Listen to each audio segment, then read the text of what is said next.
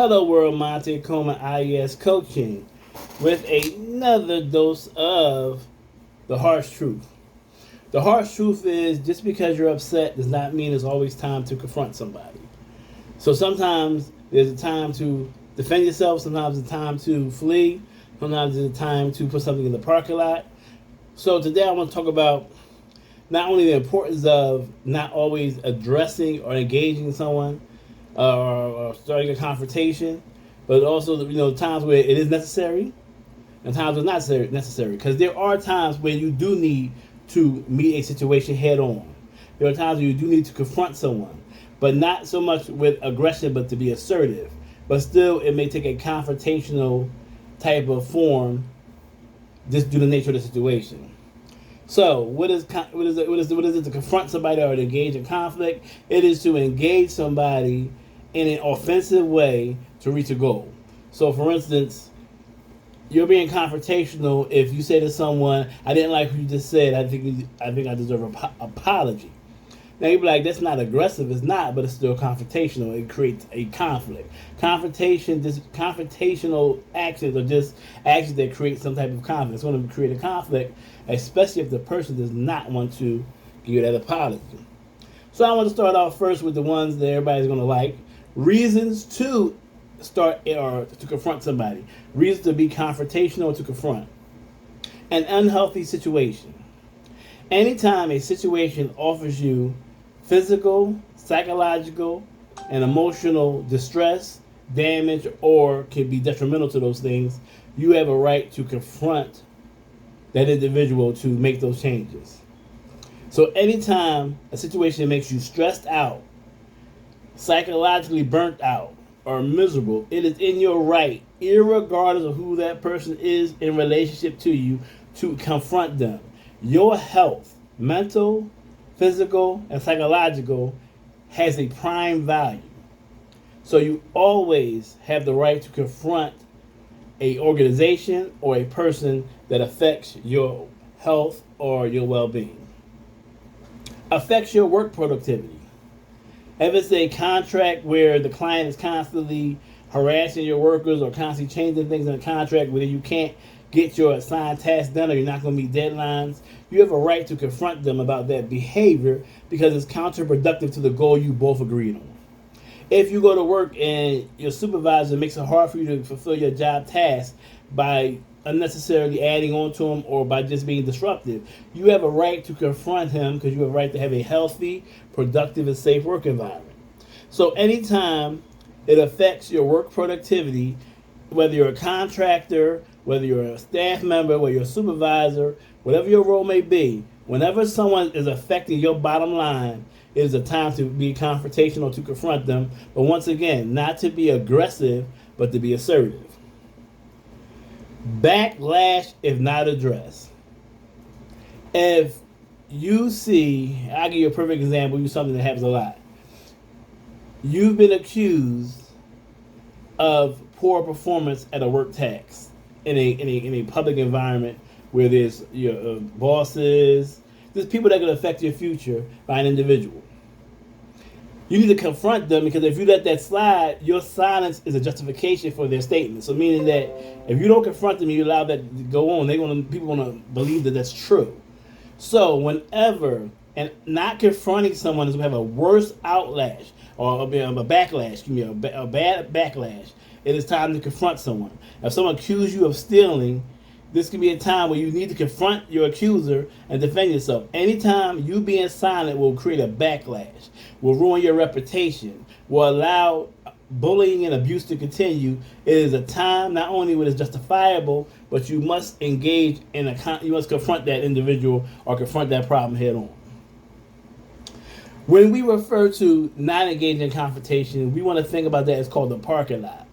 Because anytime you feel like you want to be confrontational, there is a problem that needs to be addressed. What I want to say is sometimes it's always not the right time, environment, or situation to address it. I'm not saying no, don't address certain things. Anything that makes you feel confrontational, sooner or later needs to be addressed. But some things need to be put into the parking lot. I talked about the parking lot in another video. You can find it on my YouTube channel. IS coaching is under 60 seconds of knowledge, but parking lot simply means to deal with it at another time, to park it for now and deal with it later. Reasons to place things in the parking lot. Personal emotions. If you are so angry that you can barely think, so upset that you cannot think clearly, no matter what the situation is not the time to engage in confrontation. You will make mistakes, you will put yourself out there, it will have backlash. Anytime you're full of emotion is not the time to deal with anything at all, much less confrontation. So if you're emotional and you have no control over your emotions, whether it's sadness, anger, rage, loss, anytime your emotions are not in check, please put that confrontation into a parking lot till you're emotionally stable. Vice versa, if the person you want to talk to or you have the conflict with, you want to confront, the person you want to confront is emotionally upset. Unless you want to escalate further, it's not the time. No one hears you when they're angry and upset. No one. It is impossible. And for you to expect a person that is enraged to hear you in a sensible, productive manner is not only unproductive, it's unfair, and it's selfish. So, parking lot, that confrontation. You confront them at a different time. Wait till they're in a better emotional state. Timing. If the house is burning down, it's not a time to confront the person who started the fire. Get out of the house. In the middle of a crisis is not the time to deal with someone who needs to be confronted. Bring that situation to a safe conclusion and then engage in the confrontation once everything is settled down. So once again, timing is important. You don't want to ever engage someone and you want to confront somebody at a time when you confronting them will guarantee to not have a positive outcome. If you're in the middle of a situation that needs to be handled, a crisis or an emergency, neither you nor the other person will even have time to think about resolution. It's just going to either escalate the situation or make you both make mistakes that can lead to greater harm. So timing is important. You don't want to deal with an employee who calls out all the time when he requests off because his mother just passed away. This is not the time to confront him about that. You don't want to talk to your mate about their conflict resolution skills in the middle of an argument. It's not the time to deal with that. Sometimes you have to work, all the time, timing is important. Public setting. Never ever confront anyone in an area where they can become embarrassed. Even if they were to comply or admit wrong or apologize, if you make the confrontation public, they will defend themselves even when wrong. Never confront anyone if you want a productive outcome in a public situation, whether it's with peers, whether it's with subordinates, or whether it's superiors. Embarrassment makes people act irrationally. Never ever give a public forum or use a public forum for confrontation. There's only one caveat to that. If that thing that was done to you was done in public and needs to be rectified in public, that's different. But if it's a private matter, keep it private. Never confront your spouse, your boss, your coworker, your peer, your student, your parents, your uncle, anyone in a public setting. It will be no beneficial outcome from that. And the last one, parking lot, even if it's not, your emotions in control, their emotions in control, it's not a bad time, it's not a public setting. If you know it could be a better time where you could get better results, wait. Yes, everything could like flow smoothly, but if you know that y'all got a planned trip on Saturday, and you know this particular person is much more reasonable with their calm, and road trips make them calm, I would recommend parking lot the confrontation till that time. And with one caveat to that for our end, but also make sure you're not ruining that time. For instance, if you know it's a conflict that's going to lead to a little tension, don't wait till the company getaway or the road trip or the vacation to want to ruin the vacation by confronting somebody about something that happened before during that time. But at a time where you're not ruining an event, a relaxed time, if you know it's a better time to deal with a situation, Which actually, vacation is a good caveat. If the actual incident happens at a time when you're supposed to have fun and be enjoying yourselves and other people are involved, don't ruin that moment. Percolate it to a more productive setting. The last one of conflict resolution, the one I don't recommend a lot, but there are, and excuse me, I say conflict resolution, I mean in confronting someone. Sometimes just don't. There are times when there is no need to confront someone. This is a very slim, small, microscopic group of events. But there are some times where it's not worth even dealing with it later. One, if you have nothing to gain. You know that person could care less about anything you have to say or anything you're going to do. There is nothing to gain. There's no need to engage in confrontation unless you like blowing air and just speaking and not being heard. Talking to a wall, you used to say. Also, not a receptive audience. If you know they don't want to hear what you got to say, you definitely know they don't agree with you and they're firm in their opinion. Why waste your breath?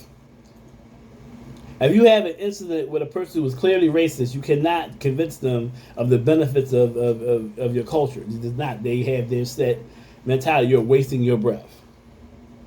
You're in a vulnerable position. Confronting your boss when you had a job where you can be fired at any moment and you have no other viable source of income, may be a time just to let it go.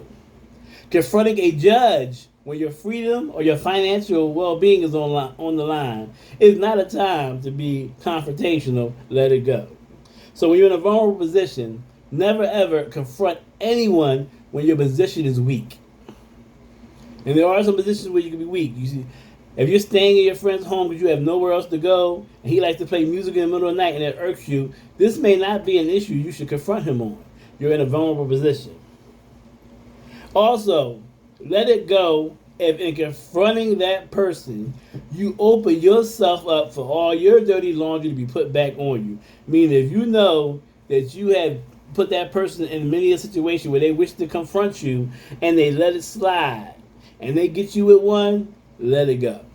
So hopefully these pointers will help out as to when to engage and what's a good reason to confront someone, what's a good reason to put something in the parking lot, and what's a good reason to let it go.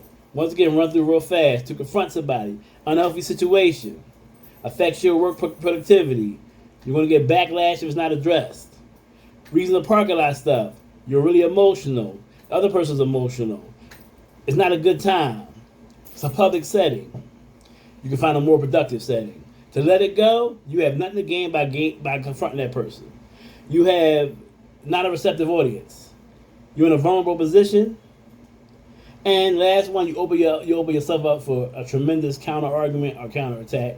So that's my little spill for the day. IES coaching. Listen, guys, if you like this video, I ask that you click those buttons behind. That button under the button that says like, the button that says subscribe, and all those things. If you're on Facebook, send me a comment. If any of you guys are struggling at your workplace with conflict or work health or stress or work-life balance or anything that has to do with professionalism, please reach out to IES Coaching. We have a vast variety of trainings to help you not only be your best self, but get the best out of your employment, the best out of your business, and the best out of your life. Monte Coleman signing out.